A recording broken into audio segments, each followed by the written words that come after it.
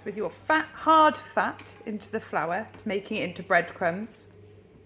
Make sure you're not using your palms, just your fingertips, because this will stop the butter melting and it will get into nice breadcrumbs.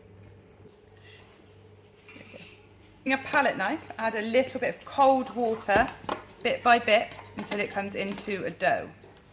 You don't want to add it too much, because it will suddenly come into a dough and it will get too wet.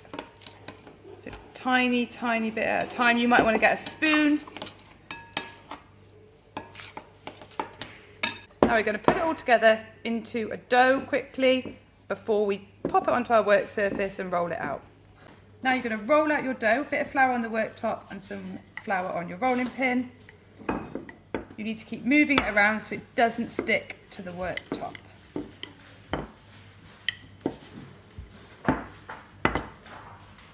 You cut out your pastry using a cutter that's bigger than the pastry case, so that it goes up the sides like so. Use the edge of your pastry to get as much as you can without having to re-roll the pastry.